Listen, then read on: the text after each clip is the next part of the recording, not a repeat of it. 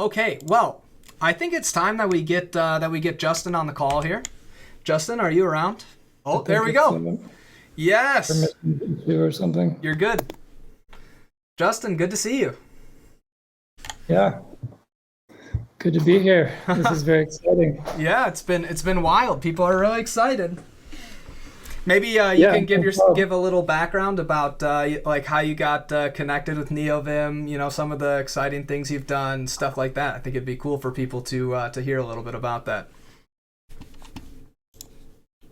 Well, I mean, the background for me is not that interesting. I just got pretty obsessed with Vim and text editors, and then I was coming from an IDE space, and so I knew like the things I liked about IDEs, but you learn pretty quickly that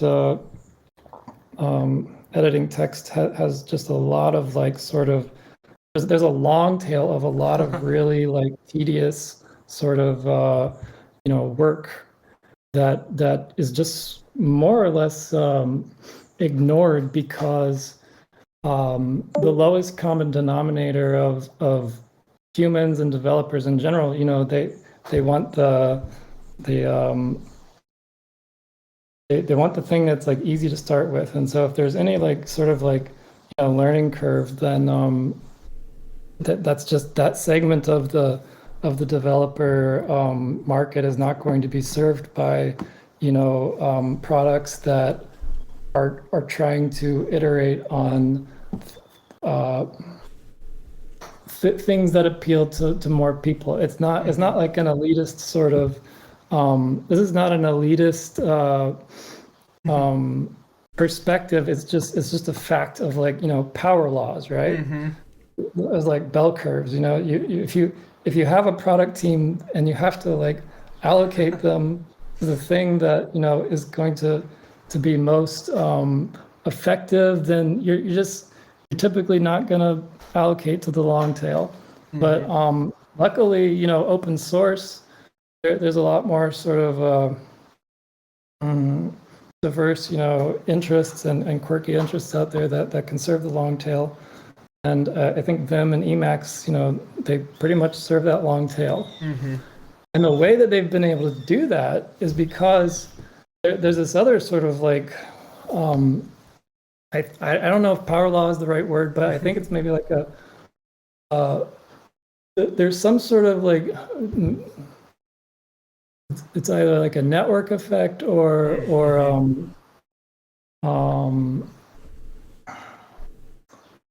I can't think. I'm not sure about like the statistical phenomenon exactly, but essentially like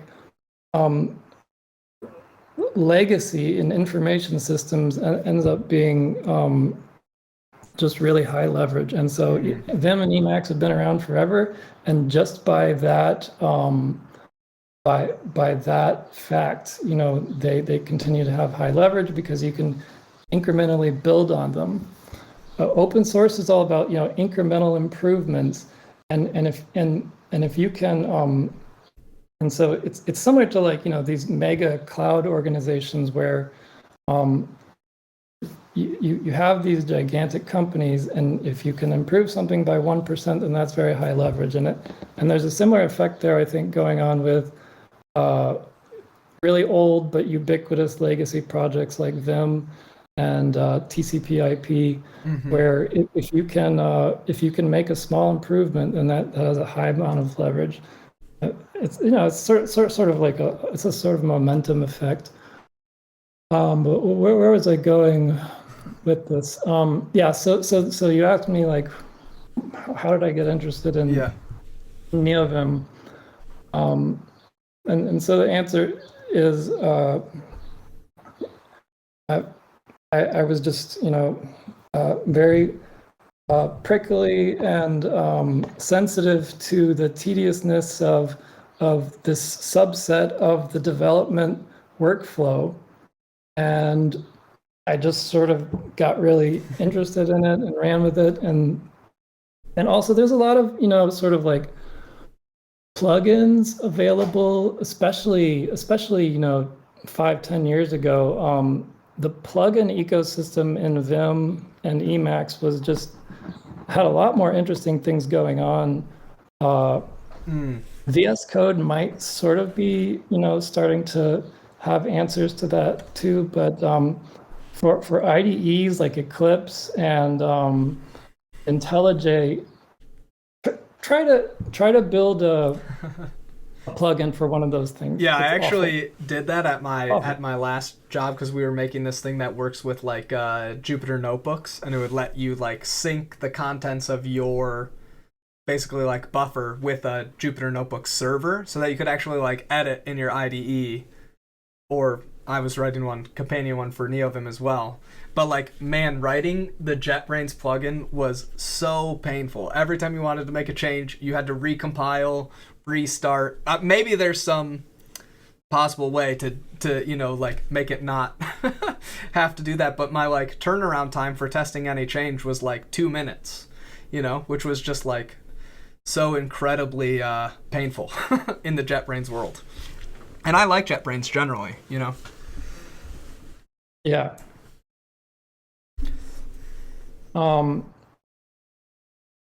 Yeah, there's a lot of friction there, and part of it is because similar to kind of like what I was trying to describe with the long tails, this sort of blind spot with these products, building extensions, at least from a product decision perspective, for those old IDEs at least, building plugins was sort of like it was an afterthought. That's starting to change, and people hopefully it's obvious now from number one, the success of the web, and then later on the success of mobile platforms, starting with the iPhone. It's pretty obvious that extensibility is massively high leverage, and then of course companies are now interested in being platforms somehow, or at least that was what business development people were interested in 5 years ago. I don't know if that's still the case now, because there's this whole branch now where monetizing platforms is not always the easiest thing, and then of course that's a whole nother. But none of this matters, in open source, obviously. Right. But it's just interesting to think about it. The way that projects like Vim and Emacs can continue to be relevant despite the fact that they don't have huge budgets. Right. And so, anyways, just to actually answer your question and move on to a different subject, that was how I got interested in it, and so I saw the gap though between text editors and IDEs. The gap number one was like refactoring, which is now that's starting to close with LSP, and refactoring and navigation. Those are the big ones, really. And so my primary interest with getting started with Neovim was Thiago was doing the asynchronous stuff, and he was also sort of playing around with these RPC extension points. And so those two things right there, those were the entry points, the doorways to being able to, you can bridge the gap by either embedding the text editor into an IDE. That's one way to bridge the gap. The other way is extend the text editor through by plugging in all these tentacles from the outside. And this is something that the Emacs people didn't get.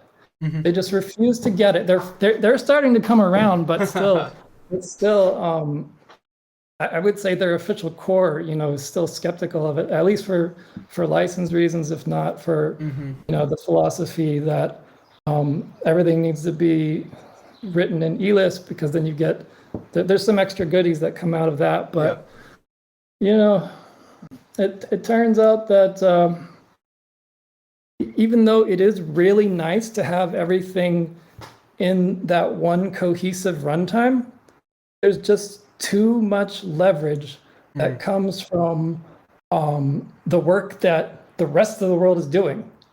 You can leverage LSP, you can't compete with that. Right. It doesn't, you don't have enough people to do that. Like, right. It's, and it turns out to be a really non-trivial problem. And on top of that, the thing that I think was like a huge blind spot for the people working on CDET, which was like the Emacs answer to LSP before LSP existed. The huge blind spot is like once you do this, once you have these code navigation and refactoring systems, you're now in the build system business. You now have to like figure out how to build projects. Like that has nothing to do with. That's not that. None of that's going to be written in ELISP. Yeah. So now you're interfacing with shell tools and legacy tools. Yep. So there's no way to like have a perfect sphere that is all Lisp or all whatever your preferred runtime is. So you're always going to be interfacing no matter what. Not to mention the network. Not to mention the web. You know. So interfaces are basically they're it's table stakes. Like being able to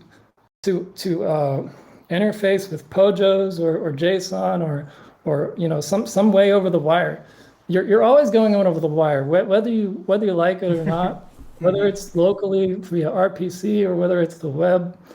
So you might as well get used to it and might as well get really good at it. And that's what LSP is basically. Yeah, I think so. I think like the interesting thing that I've been thinking about a lot as well is like Neovim's focus on like composition of tools. I think is like a good way that like I've been thinking about it. Like we compose the ability of like using LSP with other things. It's not that we make this magic way to like do all the LSP things. It's like no, we're just going to compose with those tools together, and that like composition is like effective, and we declare this interface now. And I don't know how much of some of the new plugins you've been seeing that sort of play with LSP, but there's like just so many interesting things happening where you're able to just, and I think it's also a testament to the choice of using Lua, like basically just, I'm just going to redefine this function by like basically overriding it in the user's config. Like they get to choose to do that, and boom, now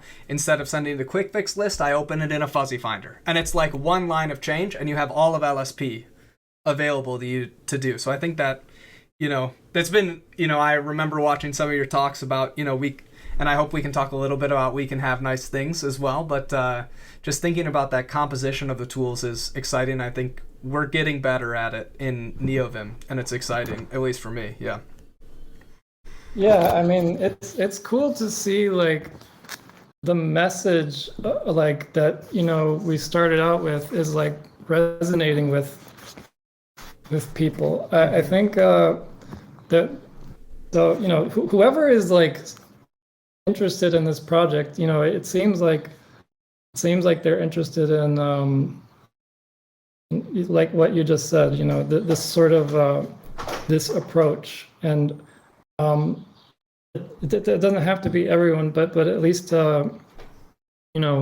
clearly there's the other interesting thing, like seeing the release today is and the people in this chat is there's a lot of energy behind the product, which is going to be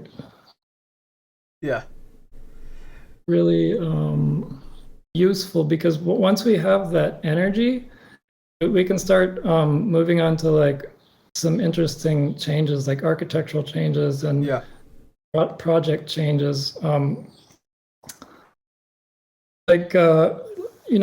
can start thinking about I don't know, like how is it? How can we make it easier to port patches from Vim? Yeah. And we can start thinking about like something you were talking about earlier. Authoring help in Markdown instead of the other way around. I think authoring Vim help files is kind of like dissuades writing help docs in general. Yep.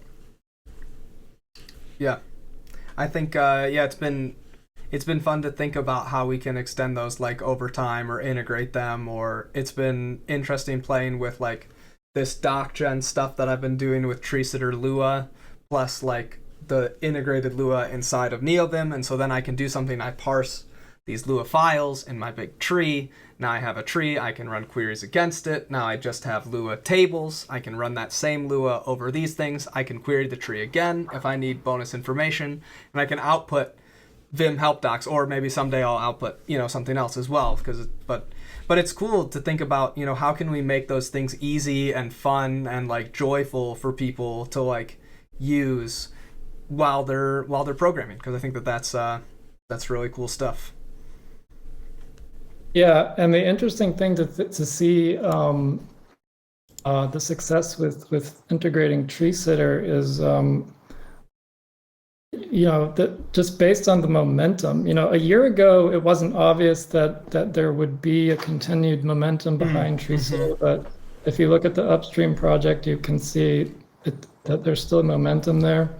But also, if it turns out that writing these grammars is just less prone to regressions and easier to enhance incrementally versus like Vim syntax definitions, then we could start to think about getting rid of the Vim syntax approach entirely, maybe, or at least defaulting to the tree sitter approach. Yeah. Which would be one less thing that we have to think about porting. And I think there's it's been interesting. I know there's an Emacs package that they're working on using tree sitter.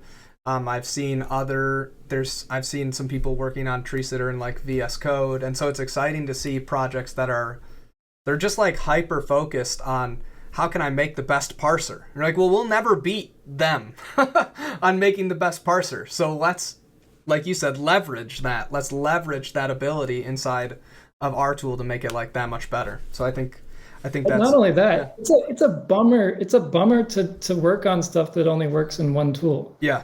Like, and if we fix a bug in a tree sitter grammar, that benefits Neovim, it benefits anything else that uses that, and vice versa. So that's kind of like a flywheel effect, and it just means you have like more eyeballs on it, more surface area, a bigger audience, and also more of a future. Like and also it makes your skills more relevant. Like learning the dark art of Vim syntax definitions is just it's less applicable, and you don't get ASTs out of that right. out of Vim syntax, so it's just like it's less useful too. Right. You can't make grammars. Oh, go ahead. Tree sitter grammars can be used, in all kinds of different tools.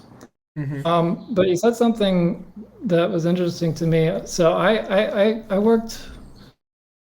did a small amount of work playing around with creating a tree sitter definition, and you mentioned that it's actually hard to write it for some language types that aren't programming types. Yeah.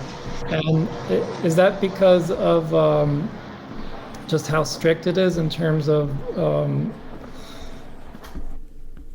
the way that it Yeah, I think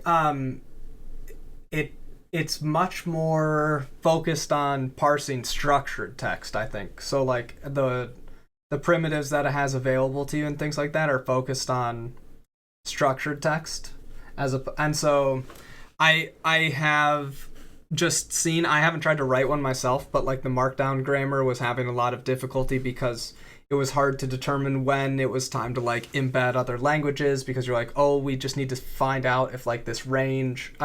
So I'm not 100% sure exactly why some of that is, but my experience with it, especially trying to do things like maybe like parse parts of document strings or something like that, was like those parts were more difficult in some ways than writing like the grammar of like the language itself, because the language itself has some structure generally.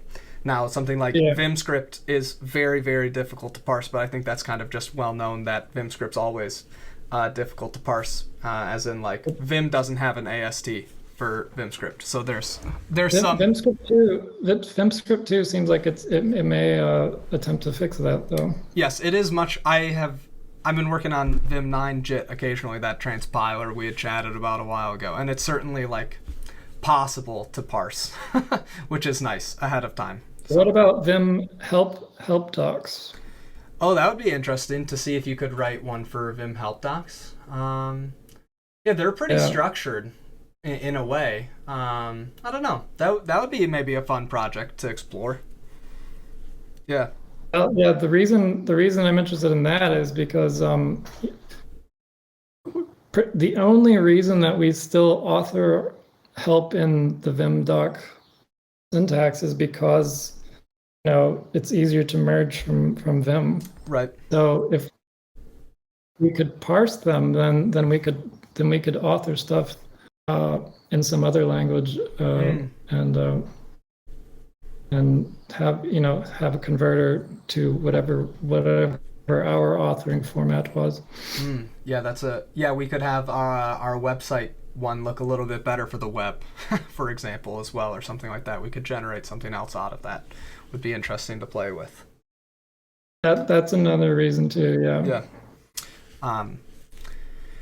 Cool. I was wondering, the last question that I really wanted to go over while we've still got everybody here is what sort of got you thinking about we can have nice things? I remember distinctly watching the the talk where it was the first time that I had heard you say that and us talking about it. So where did that come from, and what do you have sort of any, I don't know, visions or ideas of the nice things maybe that we should be, that chat should be thinking about in their future endeavors contributing to Neovim? Okay, well, I'll say first, someone in the chat, I don't know if it was a joke, but they said that having nice things was taken from the Rust community. I mean, actually, I referenced in the slides for my talk that, I mean, that joke came from Paula Poundstone, so technically, like that joke, that pun or whatever is based on just a comedian named Paula Poundstone. But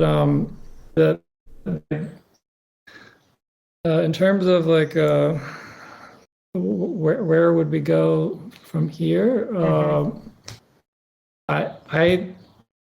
My personal opinion is that focusing on Lua and iterating and like really the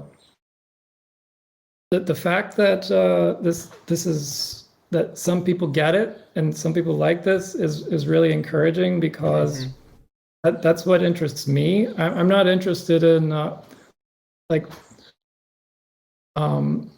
learning a language that only works in text editor is less interesting to me, because it's just it's not as useful. The ecosystem is smaller, but also the programming model of Lua is just is so elegant, and that makes it more enjoyable to build with. So I think going forward,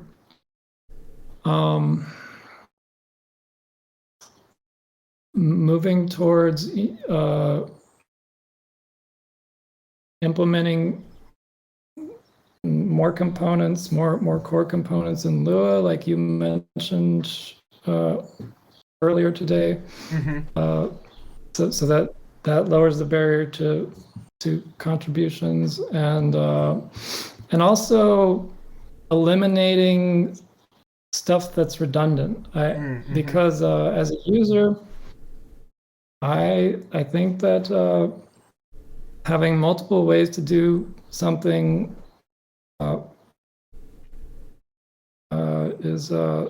it just increases cognitive load. Yeah. So, I think it helps users, as long as we don't, remove something that's still like, reasonably valuable. Yeah. But removing things like, it's probably time to remove C-scope. Yeah. If LSP is included now, and there's like a very low friction path to getting it to work for C projects, let's remove C-scope support. It's a vestigial organ. Someone is saying no. No, Jersey is a known troll. Don't listen to Jersey. He's just joking. You don't know, but I know Jersey. He's just kidding. He's never used C-scope in his life. He writes PHP. So I know for a fact he doesn't use C-scope. Yeah, I mean, so the main the general principle that I'm sort of driving at is, we should also remove code. We shouldn't only just add like mountains of code, but we should also remove it. That ends up being a useful exercise to go through, because it's not just like, a cat like sort of like licking itself and cleaning itself. It's like it ends up sort of like it's kind of like poetry. It forces you to sort of connect things together, or figure out like which components can be removed, or like what needs to change, or what APIs do we need? Yeah. What APIs? What's that 5% that we're missing in the API where we could remove this if we had that? Yep. So, and then also you get extra extensibility out of that was just sort of like a blind spot because you didn't go through the exercise. But on top of that, that's one of the things me and like Michael have been talking quite a bit about. We've been playing around with how can we make it at least, like simpler to register a plugin. Like I really love the concept of like registering things, right? So you have an interface that you register against, and we're just like, here's the callbacks that you want to use, right? So we have LSP, like, well, here's the callbacks that you get, right? So how can we continue sort of to like go down that path, and we can say, oh, we're just gonna like I don't know, remove things, stuff like that we don't need anymore, and let people implement it the way that works best for them, like how we did for LSP, I think.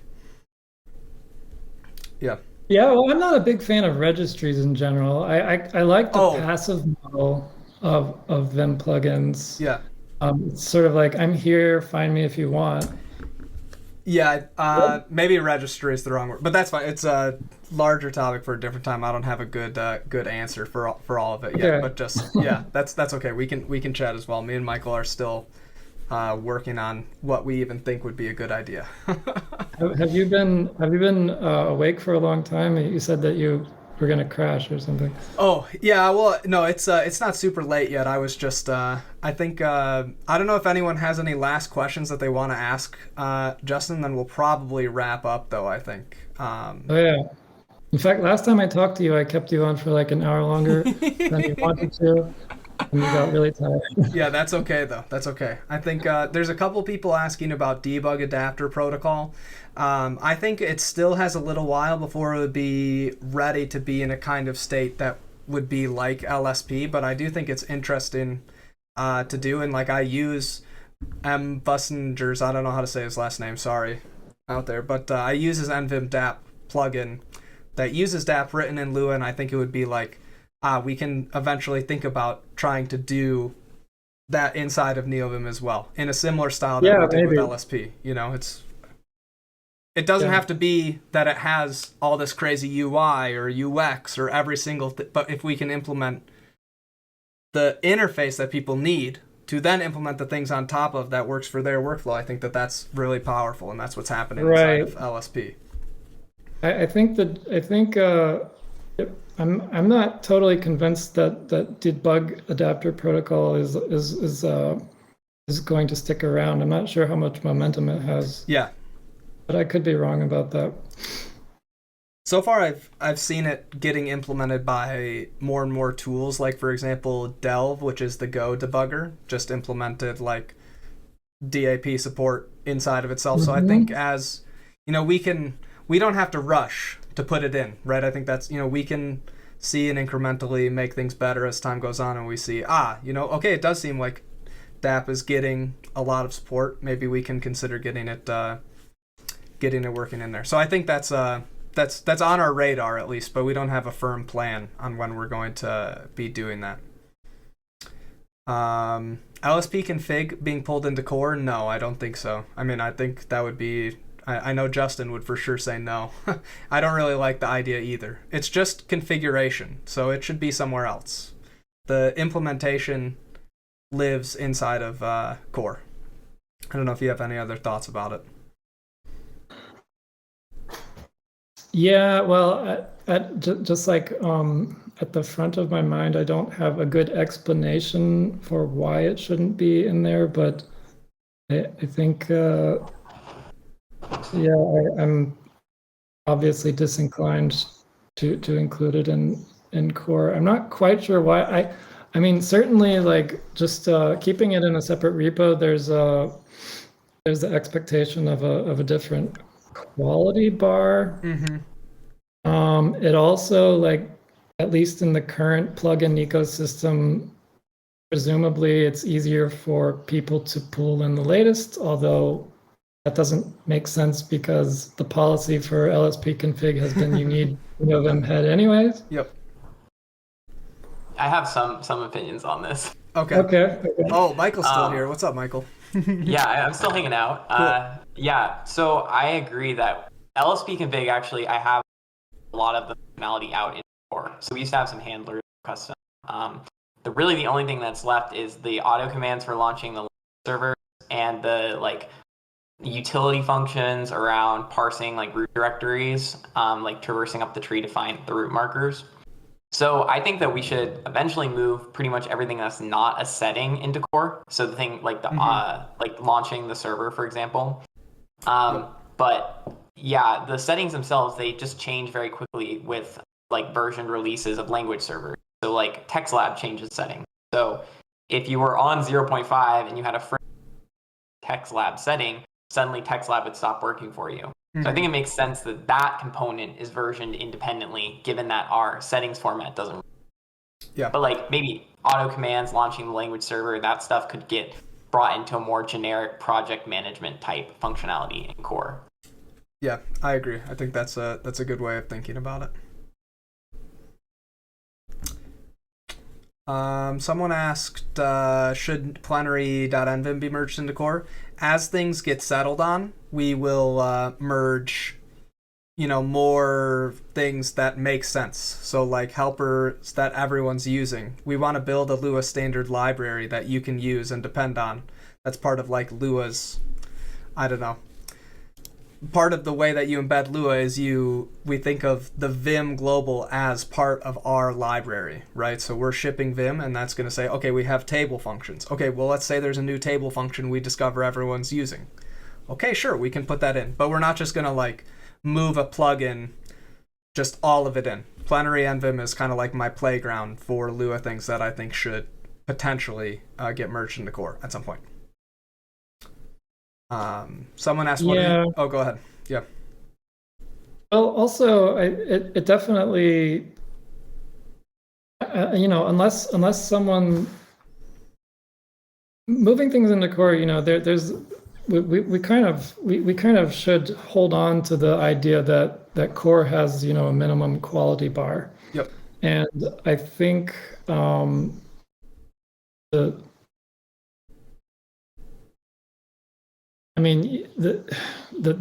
Vim syntax plugins, are obvious like parallels. So you could say that the LSP configs are similar to that, but I think it's not True, it's more comparable to the Vim compiler plugins, which are woefully out of date, horribly maintained. No one updates them because that space is so janky. Yeah. And the LSP configs are kind of reflective of that. It's a similar space where like there's all these different upstreams that you're having to keep up with.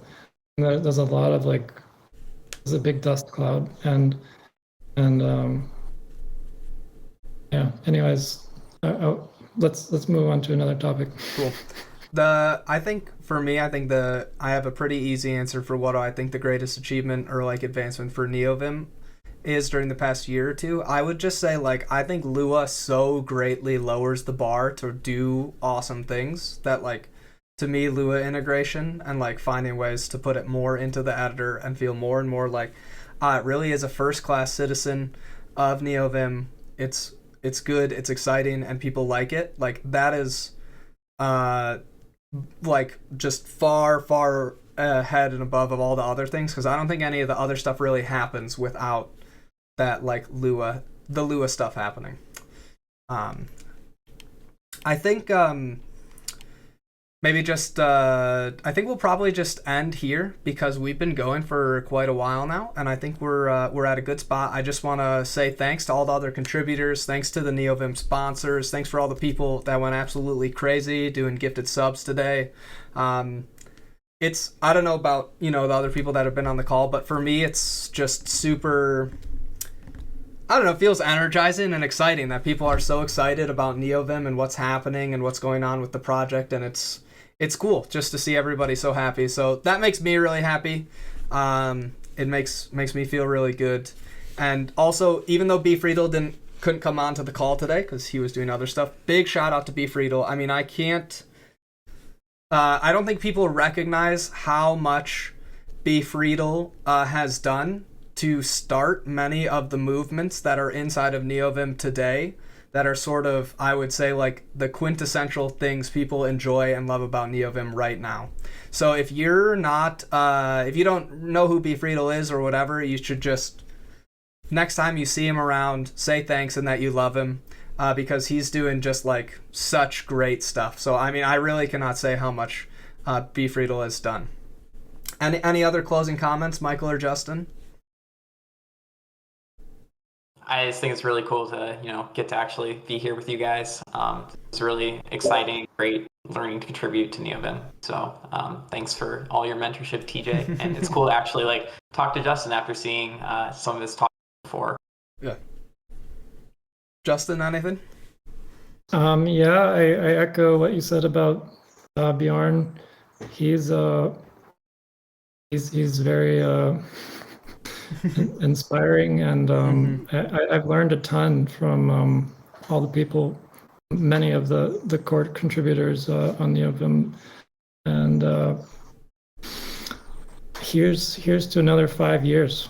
Yeah, I think it's very exciting stuff. One last person that I want to make sure we shout out as well again is Jane Lazo. If you don't know, Jane Lazo is porting literally hundreds and hundreds of Vim patches, helping with other people port patches. I mean, it is just incredible. It is absolutely incredible what Jane Lazo is doing. And so just it really changes the game to have all of those things and the experience being closer and closer together between Vim and Neovim. It's really and I hope that we can find a way to just lower the friction there and make it easier for him and other people to port patches, because that will be a major sort of inflection point, Yeah. And then the last thing as well is it will be a goal of us and our team, as we've talked about, to try and release some more minor versions to 0.5 so that we don't have as large of a break in between.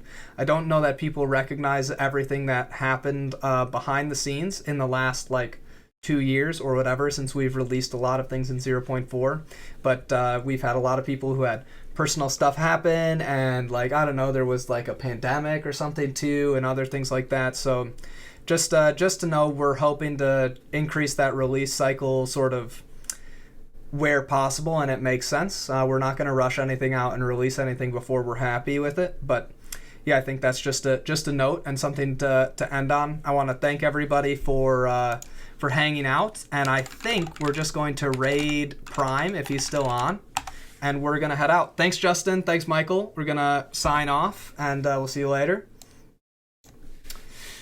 Okay, and so there we go, chat. We're heading out. I just want to big thanks to everybody being here. Super thankful for everybody hanging out. Yeah, and I hope you enjoyed this. We can, one of my sort of big goals with starting streaming, I guess a year ago now, was to try and do what I called open source, which is open source done in the open. I hope you're enjoying that. I hope you're having fun. I hope you're learning. I hope you have fun while you code. And yeah, I just want to say thanks to the Neovim community. You're all great. You can sponsor Neovim directly, which will help us maybe eventually get some people working on Neovim full time and getting paid. Generally, none of us get paid. So we just do this for fun and because we love all of you. Big shout out to everybody. Thanks. Follow me on Twitch, whatever. You guys know what to do. We'll be posting this and some other stuff on YouTube coming up shortly. Yeah, it's been a crazy day. I feel really blessed and happy. You're all great. And yeah, get ready for a different energy level on the next stream. Prime's going to blow your guys' socks off. All right, everybody. See you later.